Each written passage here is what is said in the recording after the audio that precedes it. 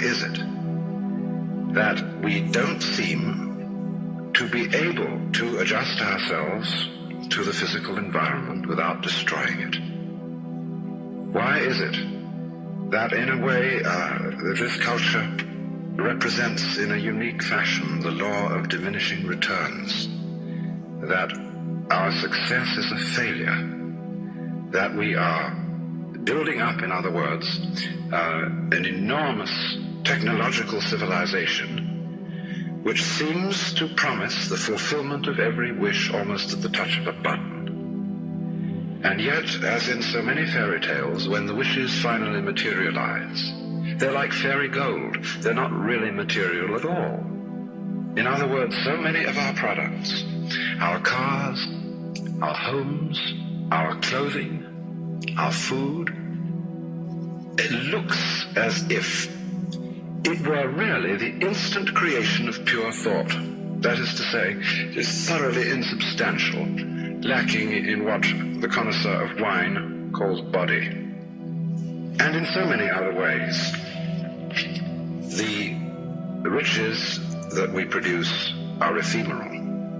And as a result of that, we're frustrated. We're terribly frustrated. We feel that the only thing is to go on getting more and more.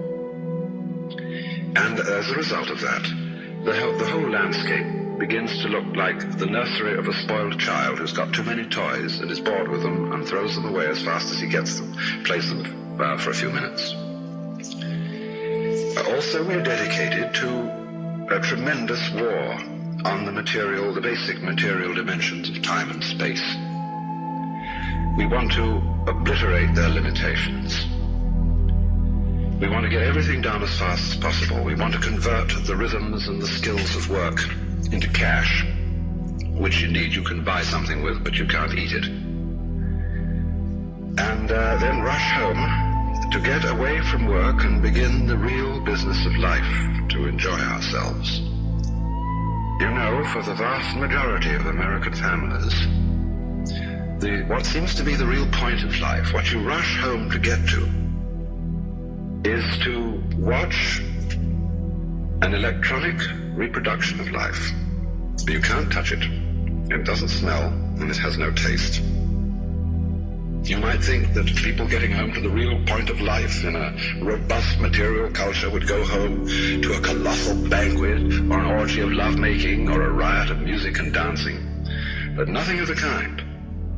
It turns out to be this purely passive contemplation of a twittering screen.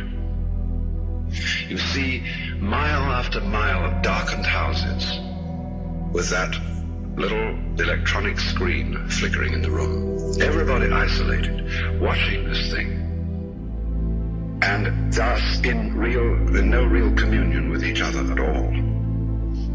And this isolation of people into a private world of their own is really the creation of a mindless crowd.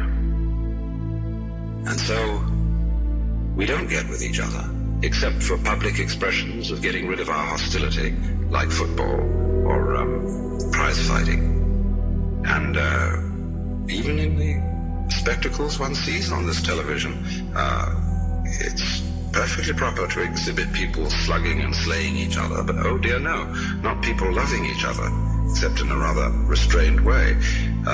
One can only draw the conclusion that the assumption underlying this is that expressions of physical love are far more dangerous than expressions of physical hatred.